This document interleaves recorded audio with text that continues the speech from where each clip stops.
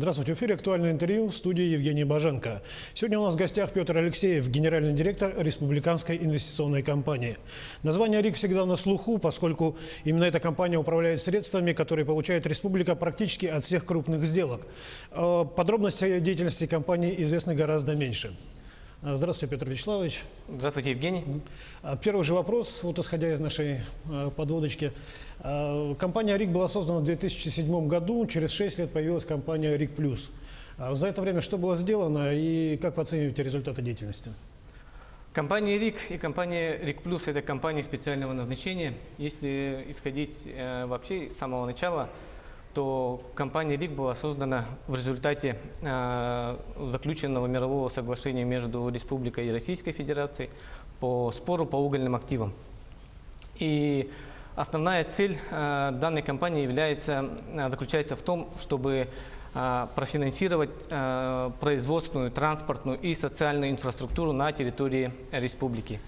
За 9 лет мы полностью исполнили мировое соглашение в части финансирования объектов. Сейчас проводим работу по оформлению ее в собственность компании РИК и передаче в республиканскую собственность. Таким образом, в течение этого и следующего года мы вопрос передачи объектов в республиканскую собственность полностью исполним. И таким образом объекты на сумму 37 миллиардов 430 миллионов рублей будут переданы в республиканскую собственность, кроме железной дороги, которая будет передана в федеральную собственность по условиям мирового соглашения. Что касается компании РИК Плюс, то мы ведем плановую работу по финансированию объектов. Во исполнение постановления Госсобрания УТУМЭН компания РИК Плюс средства от продажи 7% акций Авроса должна была расходовать по следующим направлениям. Во-первых, это переселение граждан из ветхого и аварийного жилья. Так, с участием средств компании РИК Плюс было расселено более 22 тысяч человек из 8 тысяч аварийных жилых помещений. Проводим работу по финансированию строительства социальных объектов. Это наш общественный центр. Финансировали строительство более 20 учреждений образования. Из них 18 уже введены в эксплуатацию. Это в разных муниципальных образованиях по всей территории республики. Проводим работу по финансированию газификации населенных пунктов. Отфинансировали работу по модернизации коммунального хозяйства. И сейчас проводим вместе с компанией ЛОРП работу по обновлению их речного флота. Таким образом, мы те цели, которые были поставлены изначально при их создании, исполняем. При этом за весь период работы, например, РИКом и РИК Плюсом, эти средства тоже использовались, наработаны активы на сумму более 9 миллиардов рублей, оплачено налогов РИКом и РИК Плюсом на сумму 5,5 миллиардов рублей, из них 4,5 это бюджет республики. Дочерние структуры компании, они чем занимаются? У группы компании РИК за период деятельности создана холдинговая структура. РИК участвует примерно в 20 различных обществах, обществах с ограниченной ответственностью, в акционерных обществах. Из них 12 обществ – это наши дочерние предприятия. То есть те предприятия, которыми мы непосредственно управляем и принимаем основные решения по утверждению их стратегии и их деятельности. Хотелось бы сказать, что наши дочерние общества работают в строительной, дорожной, финансовой, управлении недвижимостью и жилищно-коммунальном хозяйстве. Довольно-таки такой широкий спектр деятельности наших дочерних обществ. При этом хотелось бы сказать, что в наших дочерних обществах работает более 1000 человек, то есть за весь период деятельности создано и сохраняется более 1000 рабочих мест. С каждым годом выручка наших дочерних обществ увеличивается, но при этом, конечно, как и в любой, скажем, холдинговой структуре, происходят определенные изменения. Какие-то общества мы объединяем. Так, например, наши дорожные общества были в прошлом году объединены в дорожный холдинг. Это компания «Вилюй Автодор», «Дороги Хангавас», «Амга Автодор». Планируем включить в этот холдинг предприятие ДЭП-135, которое работает на федеральной дороге Колыма. Целью объединения является то, чтобы мы на территории республики создали крупное дорожное предприятие, которое сможет конкурировать с другими предприятиями, которые приходят извне республики. При этом наша основная цель, конечно, и требования к нашим дочерним обществам, чтобы они стали коммерчески привлекательными и самоокупаемыми. Скажите, в обществе, в общем-то, довольно, скажем так, настороженное отношение к компании РИК. Чем вы это объясните?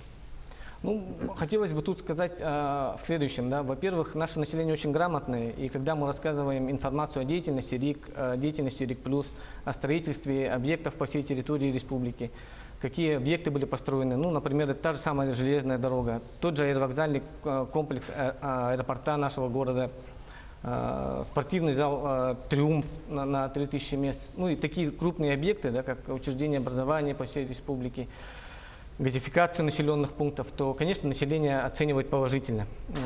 Когда мы рассказываем о рабочих местах, которые мы на сегодняшний день создаем, то тоже получаем полное понимание и поддержку со стороны населения.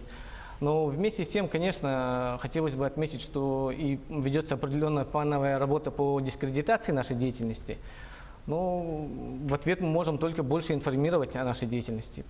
Поэтому я думаю, что понимание и отношение к нашей компании у нашего населения соответствующие. Будем проводить работу о разъяснении нашей деятельности, конечно. А кто ведет такую работу по дискредитации? Ну, я тут, наверное, фамилии, имена называть не буду, но у них есть определенные, скажем, личные, какие-то политические очки пытаются заработать. Но, тем не менее, деятельность нашей компании, она довольно-таки прозрачная. Мы каждый год проходим на проверки всех надзорных органов. Нас контролирует совет директоров, ревизионная комиссия, общественный совет. Поэтому я думаю, что компания довольно-таки открыта. Вся информация о деятельности нашей компании РИК и РИК+, она находится на сайте. Мы ведем работу по освещению деятельности. Поэтому я думаю, что тут вопросов никаких. То есть ваша деятельность прозрачна? Да, абсолютно верно. А вы сказали только что о том, что создаете рабочие места. Сколько было создано рабочих мест за эти годы? Более 1000 рабочих мест, если взять вот наши дочерние общества. Но я думаю, что мы в данном направлении еще будем больше работать, потому что, например, наши дочерние общества, как венчурная компания Якутии, да, финансируют новые производства на территории республики. Они отфинансировали за несколько лет более 40 новых проектов, которые в том числе стали резидентами территории опережающего развития, как Кангаласы, работают в районах республики.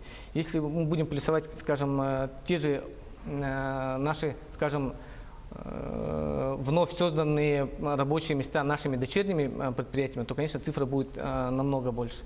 Если исходить из того, что, например, наш центр кластерного развития, да, представляет на определенных льготных условиях помещения для наших предпринимателей, и они тоже там имеют возможность работать, скажем, на более таких приемлемых условиях, то эта цифра будет больше. При этом вот именно в нашей группе компании РИК, в наших дочерних обществах работает примерно более 1000 человек. На днях наблюдательный совет Алроса одобрил сделку по продаже республикой компании Алроса 10% акций компании Алроса Нюрба. Это выгодная сделка для республики, как вы считаете? Ну, во-первых, деятельность компании «Алроса», она публичная, и компания «Алроса» уже на протяжении нескольких лет ведет плановую работу по консолидации своих активов в своих дочерних обществах. Если говорить о продаже, приватизации 10% акций компании «Алроса Нюрба», то хотелось бы отметить на следующий момент. Во-первых, если исходить чисто юридически, в корпоративном плане 10% акций компании «Алроса Нюрба», к сожалению, не дают возможности оказывать сильное влияние на принимаемые решения. 87% принадлежит компании «Алроса», поэтому вся деятельность подконтрольна изначально уже сегодня компании «Алроса». Во-вторых, сама компания «Алроса Нюрба» не занимается добычей полезных ископаемых, то есть алмазов. Да? Добычу полезных ископаемых ведет структурное подразделение компании «Алроса». «Алроса Нюрба» является на сегодняшний день только владельцем лицензии, лицензий на добычу полезных ископаемых. В-третьих, тут необходимо говорить о том, что правительством республики, главой республики принято решение о том, что данные 10% акций будут проданы не кому-нибудь там, скажем, на свободном рынке, да, а именно компании «Алроса», у которой доля республики составляет довольно-таки большой процент. Это 25 плюс 1 акция у республики, 8% у наших муниципальных образований. Следовательно, у республики сохраняется контроль в целом над всей группой «Алроса». Также хотелось бы поговорить о том, что вообще компания Росэнербас сама является как бы публичной, ее акции торгуются, и стоимость акций, она очень волатильна. Если в прошлом году стоило 13 миллиардов, то в этом году уже 12. При этом мы исходим из того, что, например, если какая-то будет уменьшение стоимости, там, или делистинг, или вообще переоформление на материнскую компанию лицензии, мы просто потеряем деньги. Вы недавно назначены руководителем корпорации развития Якутии. Какие задачи представлены перед этой корпорацией? Перед корпорацией стоят задачи по содействию развитию экономики путем реализации крупных сложных инвестиционных проектов. Это не менее чем 200 миллионов рублей. И вторая задача – это управление территориями опережающего развития. Их у нас две на территории республики – это ТОР Кангавас и ТОР Южная Якутия. И содействие их резидентам в реализации их бизнес-проектов на территории опережающего развития. Перед нами правительством поставлена задача, чтобы мы создали на базе корпорации развития республики крупное предприятие, финансовый холдинг, который мог бы отвечать требованиям, скажем, внешних инвесторов. Да? Когда внешний инвестор, иностранный инвестор приходит на территорию республики, он ищет своего регионального партнера. Так вот, мы должны из корпорации превратить в такое предприятие, которое будет взаимодействовать и с федеральными органами, и с внешними инвесторами для того, чтобы развивать экономику республики. Скажите, а насколько верна информация, что после выполнения обязательств финансовых по всем социальным объектам компания РИК и РИК Плюс будут поглощены компанией корпорации развития Южной Якутии? Корпорация развития республики Саха-Якутия, наверное. Прошу прощения. Да, но тут хотелось бы сказать о том, что обязательства РИКа и РИК Плюс, они обязательно будут исполнены. То есть все объекты будут отфинансированы, оформлены собственность, переданная республике. Что касается вопроса, вот то, что вы задали о поглощении, такого, это, наверное, не совсем правильный вопрос. Мы говорим о том, чтобы консолидировать активы РИКа и РИК Плюс в корпорации, как я сказал, для того, чтобы создать крупное предприятие. Поэтому перед корпорацией стоят очень большие задачи. Если, например, у РИКа и РИК Плюса в связи с тем, что мы передавали объекты безвозмездно республике и будем в дальнейшем передавать федеральную собственность, у нас уменьшались активы. Поэтому для работы с внешними инвесторами, с банками, да, крупными на территории России, всегда возникал вопрос к нашим активам, почему у нас уменьшаются активы, почему ведется планово, скажем, убыточная деятельность по передаче объектов. То в случае корпорации мы должны сделать такую историю, чтобы корпорация стала крупным предприятием, серьезными активами и готовой работать на территории республики. Спасибо. Я напомню, что у нас в гостях был Петр Алексеев, генеральный директор Республиканской инвестиционной компании. Мы говорили о деятельности компании, о ее планах на будущее и перспективах. Всего доброго, оставайтесь с нами. Это было актуальное интервью.